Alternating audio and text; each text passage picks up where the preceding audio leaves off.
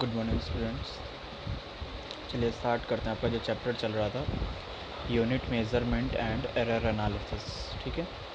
इसमें बेटा next topic था आपका मेजरमेंट ऑफ लेंथ।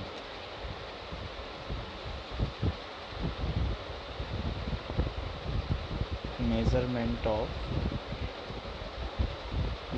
लेंथ के साथ साथ बेटा यहाँ डिस्टेंस भी होगा, ठीक। Measurement of length and distance. तो किसी भी ऑब्जेक्ट की लेंथ और डिस्टेंस मेज़र करने के लिए दो मेथड यूज़ किए जाएंगे बेटा, ठीक है। ये फिजिक्स है। आप लेंथ मेज़र करने के लिए बोलेंगे कि स्केल यूज़ किया जाता है, डिस्टेंस मेज़र करने के लिए किलोमीटर और मीटर यूज़ करते हैं, ठीक है। बट जब स्मॉल पार्ट दिया होगा किसी भी लेंथ का, किसी भी डिस्टेंस का, तब उसको कैसे मेज़र करेंगे वो समझना है, ठीक है। तो इस मेज़रमेंट ऑफ लेंथ को दो पार्ट में डिवाइड किया गया है। फर्स्ट पार्ट था आपका direct method,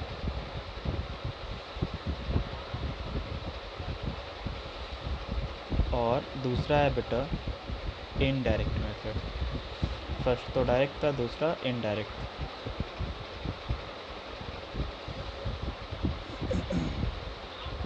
direct method and indirect method.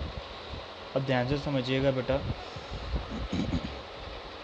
Direct method क्या होता है और इनडायरेक्ट मेथड क्या होगा।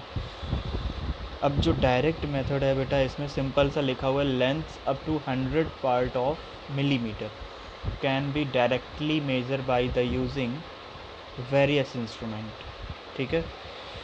बहुत से ऐसे इंस्ट्रूमेंट हैं जिनको यूज़ करके 1 मिलीमीटर का 100th पार्ट डिस्टेंस कैलकुलेट करी जा सकती है। मतलब 1 मिलीमीटर को 100 से डिवाइड कराने पे जो लेंथ आ रही होगी या जो डिस्टेंस आएगी, उसको भी मेज़र किया जा सकता है। किस मेथड से? डायरेक्ट मेथड से मेज़र किया जा सकता है, ठीक है। तो इसकी जब डायरेक्ट मेथड की डेफिनेशन लिखेंगे, ध्यान से सुनिएगा बेटा, डायरेक्ट मेथड की आपको डेफिनेशन भी लिखनी है, ठीक है। डायरेक्ट मेथड में क्या होगा? Length up to 100 part of millimeter can be directly measure by using various instrument available in the laboratory. Lab में ऐसे इंस्ट्रूमेंट्स कई होते हैं जिनको यूज़ करके डायरेक्ट 1 मिलीमीटर के 100th पार्ट तक हम जो डिस्टेंस होती है, जो लेंथ होती है, उसको कैलकुलेट कर सकते हैं, ठीक है। उनमें से कुछ स्पेसिफिक जो हैं, सबसे पहले आता है वर्नियर, ठीक है।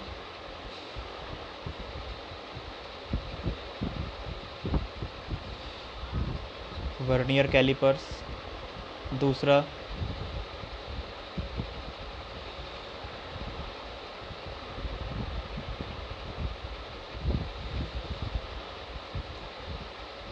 स्क्रू गेज, और तीसरा है बेटा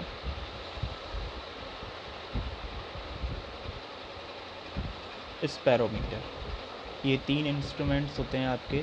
पहला वर्नियर कैलिपर्स, दूसरा स्क्रू गेज और तीसरा स्पैरोमीटर, जिससे हम डायरेक्ट मेथड से किसी भी 1 मिलीमीटर के 100th पार्ट तक की डिस्टेंस या लेंथ को मेज़र कर सकते हैं, ठीक है। अब बात करेंगे कि इनडायरेक्ट मेथड क्या होता है, व्हाट इज़ इनडायरेक्ट मेथड। तो अब ध्यान से देखिए, इनडायरेक्ट मेथड में भी बेटा कई आपके पार्ट दिए गए हैं। इनडायरेक्ट मेथड का अगर पूछा जाए कि इनडायरेक्ट मेथड में क्या क्या आता है, तो सबसे इम्पोर्टेंट, आप लास्ट फिजिक्स पढ़ रहे होंगे तब वहाँ आपको पढ़ने में मिलेगा,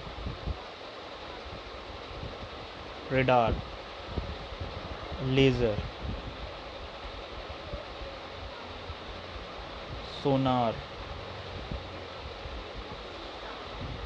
अब ध्यान से समझते चलिएगा।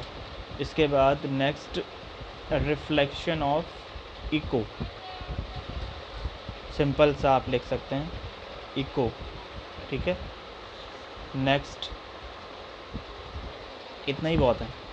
तीन आपने इसमें देखे थे, vernier calipers, screw gauge, spherometer. 4 इसमें हो जाएंगे, रेडार, लेज़र, सोनार और इको। बहुत हैं तो बेटा इसमें इनडायरेक्ट मेथड में बहुत सारे, बट जो इम्पोर्टेंट है मैंने आपको वो करा दिए हैं, ठीक है। अब इनके लिए आपको अलग से एक वीडियो में बना, हर एक के लिए अलग अलग वीडियो आपको मिल जाएगा।